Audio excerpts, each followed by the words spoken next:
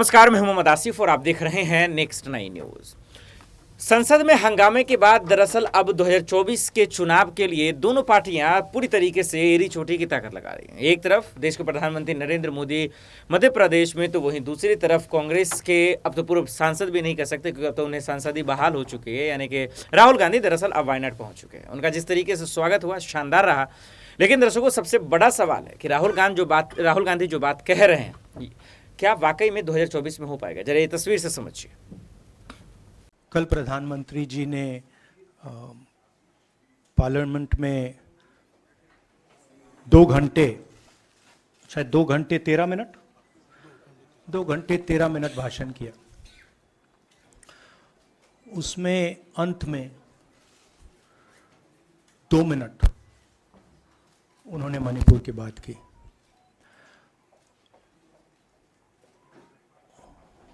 मणिपुर में महीनों से आग लगी हुई है, लोग मारे जा रहे हैं,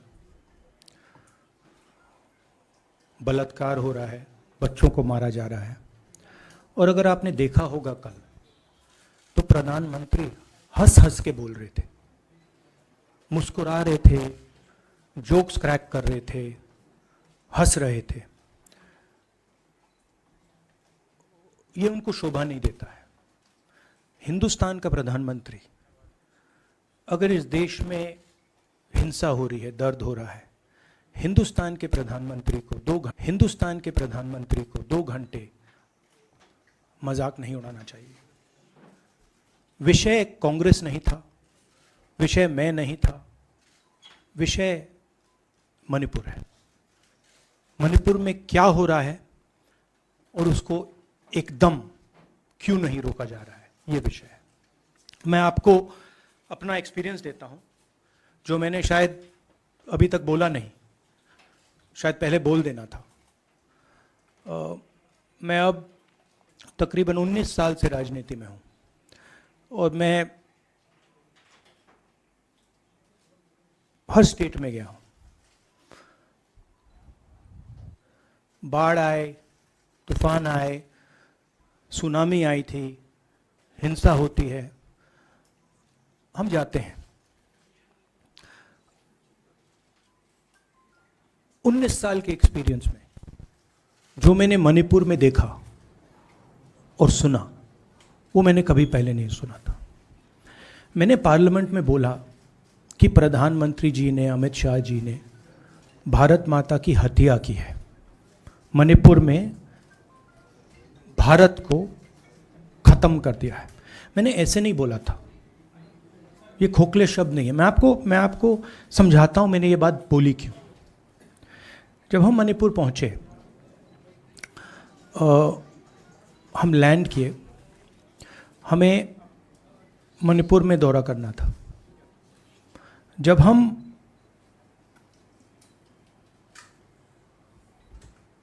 मेते एरिया में गए, हमें साफ कहा गया था कि अगर आपकी सिक्योरिटी डिटेल में कोई भी कुकी होगा, उसको आप यहां मत लाइए क्योंकि हम उसको मार देंगे।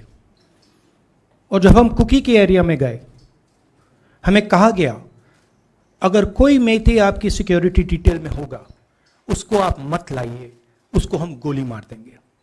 हम जब गए, हमें मेतेज को परे करना पड़ा, हमें कुकीज को परे करना पड़ा। मतलब एक स्टेट नहीं है, आज 2 स्टेट है। स्टेट की हत्या कर दी गई है और उसको चीर दिया गया है। इसलिए मैंने बोला हिंदुस्तान की हत्या मणिपुर में बीजेपी ने कर दी है। और जब मैंने कल प्रधानमंत्री को देखा हंसते हुए, मजाक उड़ाते हुए, मैं समझ नहीं पा रहा था कि हिंदुस्तान का प्रधानमंत्री इस प्रकार से कैसे बोल सकता है। प्रधानमंत्री को यह पता नहीं लग रहा है कि हमारे देश में क्या हो रहा है। छोड़िए, नहीं जाना चाहते हैं, उसके भी कारण हैं, शायद मैं बता नहीं सकता हूं आपको, उसके कारण हैं। मगर अगर जा नहीं सकते हैं तो मणिपुर के बारे में बोले तो हिंदुस्तान की आर्मी, आप सब जानते हो, सेना को आप जानते हो, जो मणिपुर में हो रहा है, हिंदुस्तान की सेना उसको 2 दिन में रोक सकती है। 3 दिन नहीं लगेंगे। अगर हिंदुस्तान की आर्मी को कहा गया कि यह तमाशा बंद करो, 2 दिन में यह तमाशा ड्रामा बंद हो जाएगा। प्रधानमंत्री मणिपुर को जलाना चाहते हैं, आग बुझाना नहीं चाहते हैं। यह है सच्चाई। अब आप अपने सवाल पूछिए। Would you like me to say it in English? I watched the Prime Minister of India yesterday speaking for 2 hours, laughing, joking, लगाing naras in the parliament. The Prime Minister would say one line and the entire BJP would shout another nara. You know, the Prime Minister seems to have forgotten that the state of Manipur is on fire and has been on fire for 4 months. Women and children are dying over there. People are being murdered. Women are being molested, are being raped. And the Prime Minister of India is sitting in the middle of the parliament, shamelessly laughing. This is not about Rahul Gandhi. This is not about the Congress party. This is not about the opposition. This is about India. It's about our country. A state has been decimated. It has been destroyed. It does not exist anymore. And it has happened because of the politics of the BJP. Divide and rule and burn. That is why in my speech I said, Bharat Mata has been murdered in Manipur. It's very interesting. For the first time, the words Bharat Mata have been expunged from the parliament. It's an insult to those words. Whatever I said that is wrong. I have said Bharat Mata, which is an idea, which is the idea of India, where everybody lives peacefully, harmoniously, with affection, has been killed in Manipur. It's a fact. So, the word itself now cannot be spoken by the people of India. We cannot say Bharat Mata in parliament.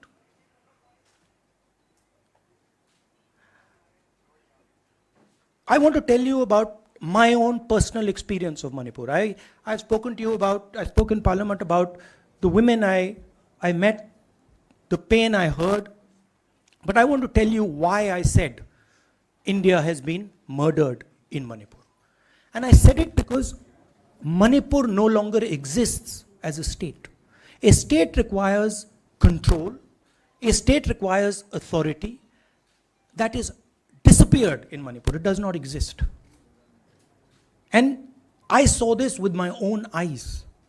When we went to Manipur, when we went to the Meitei area, we were categorically told that please ensure, we want you to come, we love you, but please ensure that if there are any cookies in your security detail, they do not come into our area or we will shoot them. When I went into the cookie area, we were told the same thing. We love you, we want you to come. But please make sure, if there are any Meiteis in your security detail, we will shoot them. Do not bring them here. Before going to the Meitei area, we had to remove all cookies from our security detail. Before going to the cookie area, we had to remove all Meiteis from our security detail. When we went there, the security forces, central security forces, told us we have never seen anything like this. We were told it is completely outside our control. Okay? That is why I said Manipur has been murdered by the BJP and the idea of India has been murdered by the BJP in Manipur. I was not speaking metaphorically. I was speaking literally. Now, the Indian army, it will take the Indian army 2 days to put an end to the nonsense that is going on in Manipur. The Prime Minister refuses to stop the fire. He wants Manipur to burn. He allows Manipur to burn. Because if he did want it to stop, there are tools in the hands of the Indian government that can stop it immediately. I know. I have full faith in our army. I know, and every Indian citizen knows, that if the Indian army is told, please put an end to this, it will stop immediately. There are reasons for the PM not being able to go to Manipur. I'm aware of those reasons. I don't want to say them publicly. But there are clear reasons as to why the Prime Minister is not going there. That is why we wanted the Prime Minister to speak in Parliament. That is why we wanted Manipur to be on the agenda in Parliament. And what did the Prime Minister do? He ridiculed the state. He ridiculed the women of the state. He laughed at the women of the state. That's the truth. Finally, I just want to say one thing again in English. See, the Prime Minister,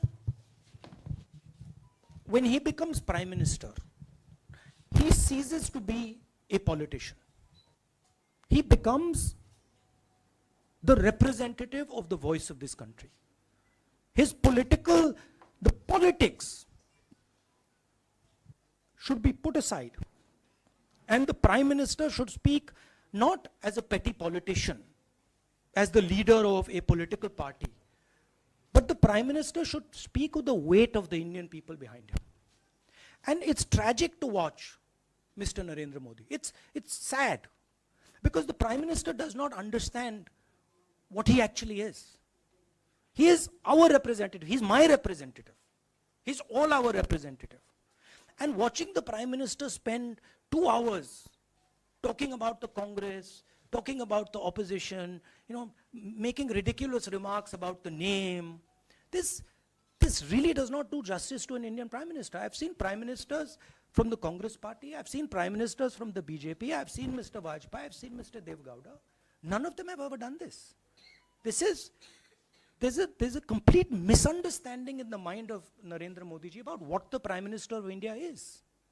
देखा आपने, भले ही राहुल गांधी लिख के दे रहे हैं, भले ही राहुल गांधी अपने कार्यकर्ताओं को समझा रहे हैं, नेताओं को समझा रहे हैं, ठीक है, ये सुनने में अच्छा लगता है, लेकिन ग्राउंड पे 24 में क्या होगा ये कहना बहुत मुश्किल है। अब कौन जीतेगा कौन हारेगा ये तो आने वाले वक्त में पता चलेगा। जिस तरीके से अमित शाह जी, राजनाथ सिंह, तमाम लोग कह रहे थे डंके की चोट पे कि हम 400 सीटें लाएंगे, अगर ये ऐसा हुआ तो फिर ऐसा कहना मुश्किल हो जाएगा कि राहुल गांधी का जीतना जो है मुश्किल हो जाएगा। अगर राहुल गांधी जीत जाते हैं तो फिर दर्शकों बहुत सारी चीज़ें बदल जाएंगे। अब देखते हैं राहुल गांधी जो दावा कर रहे हैं क्या वो कर भी दिखा पाएंगे, ये एक बड़ा सवाल है। देश दुनिया की बड़ी खबरों के लिए देखते रहें नेक्स्ट 9 न्यूज़। नमस्कार।